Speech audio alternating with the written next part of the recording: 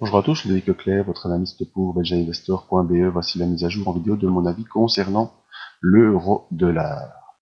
Alors, cet avis se fera pour la semaine du 8 juin 2015, en collaboration avec FXCM sur une plateforme MetaTrader. Voilà l'information habituelle sur les risques. Vous savez que le marché financier comporte des risques, des pertes. Il n'est pas adapté à tous les profils d'investisseurs. C'est à vous-même d'évaluer vos propres risques. Moi, je ne suis pas là pour vous conseiller dans vos opérations, simplement vous donner mon avis sur une évolution possible du graphique. Je vous conseille d'utiliser des comptes démo afin d'établir vos stratégies, vérifier celles-ci. La stratégie à moi, c'est l'analyse des impulsions, une technique qui utilise différents outils dans le graphique et en dehors du graphique, technique que j'utilise depuis 2010 et que je peux également vous enseigner si cela vous intéresse. Alors sur notre plateforme FXCM, qu'est-ce qu'on voit cette semaine? L'évolution de l'euro a été plutôt haussière. Mais alors il faut surtout, c'est ça qu'il faut voir, c'est qu'on a fait une grosse décrue depuis le mois d'avril 2014 pour revenir rejoindre un point bas proche des 1,04 et depuis on rebondit.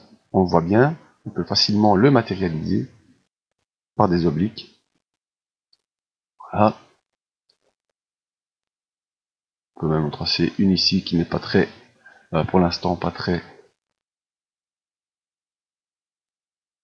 Voilà, c'est plus celle-ci qui me convient. On voit vraiment bien ce couloir haussier dans lequel l'euro-dollar évolue pour l'instant. On constate également le resserrement des bandes de Bollinger. La bande de Bollinger supérieure continue à descendre, la bande de Bollinger inférieure continue de monter. Donc il y a un rapprochement des bandes de Bollinger.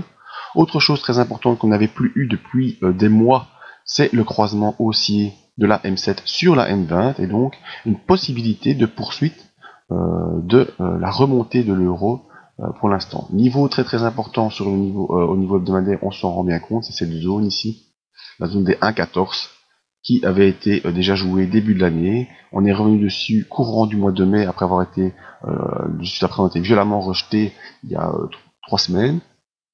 La semaine dernière, on a fait un petit marteau sur le bas de ce canal haussier, et cette semaine-ci, on tente de revenir au-dessus de la M7 avec déjà une tentative d'aller rejoindre les 1,14 courants de la semaine.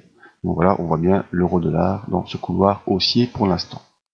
Au niveau journalier, voilà ce qui s'est joué cette semaine. Après avoir pris appui une nouvelle fois sur le bas de ce canal haussier que je viens de vous montrer en hebdomadaire, eh bien, on a fait une grosse accélération mardi. On est revenu au-dessus de la M7 et de la M20.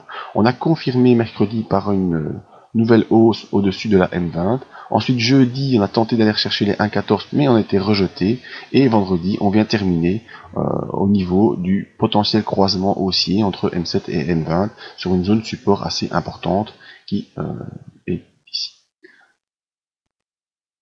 Autre zone de support horizontale assez importante, cette zone ici, la zone des 1,10. Donc pour l'instant on est entre 1,10 et 1,14 avec plutôt une dynamique haussière sur le niveau hebdomadaire, et donc il est possible qu'on aille rejoindre encore une fois, tester cette zone de 1,14 courant de la semaine. Au niveau des indicateurs, on voit que le MACD est revenu s'installer au-dessus de 0, que le signal est en train d'inverser sa tendance et peut-être va repartir également à la hausse. On voit que le RSI qui avait tenté de passer au-dessus de 60 a été rejeté, on est en train de perdre de la puissance et on revient finir la semaine quasiment au niveau des 50, donc il n'y a pas de force dans l'impulsion pour l'instant, ni haussière ni baissière, même si la tendance reste plutôt à la hausse pour l'instant. Donc à surveiller la semaine prochaine, entre les 1,14 et les 1,10, ce sera vraiment un enfoncement de l'un de ces deux niveaux qui pourra nous permettre essayer de trouver une impulsion plus importante. En unité 4 heures, on voit qu'on est en attente d'une impulsion. Il y a un resserrement des bandes de Bollinger pour l'instant. MACD sous son signal, mais au-dessus de 0, ça se neutralise. Et le RSI, entre 60 et 40, ça se neutralise. Donc l'unité 4 heures est une unité pour l'instant sur laquelle on est plutôt dans la neutralité. En unité 1 heure également, vous voyez, on neutralise un peu également. Même si on est plutôt sous les moyennes mobiles, donc plutôt sous une influence baissière. Voilà, on est en dessous de 40, avec un MACD sous 0 et sous son signal, donc plutôt une influence baissière. Mais vous voyez que cette influence baissière est en neutralité sur l'unité 4 heures, et donc pour l'instant, on attend une grosse accélération, qu'elle soit haussière ou baissière, même si ici, pour l'instant, la configuration graphique fait que ce serait plutôt une impulsion baissière, mais on va attendre de voir le démarrage et donc une ouverture des bandes de Bollinger supérieures ou inférieures.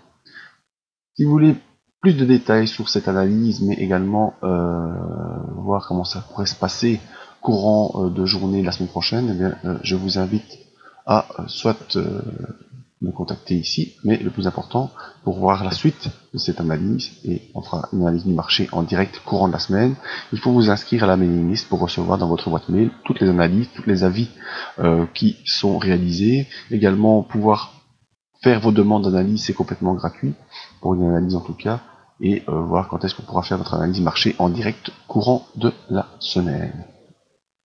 Merci à tous et à tout bientôt.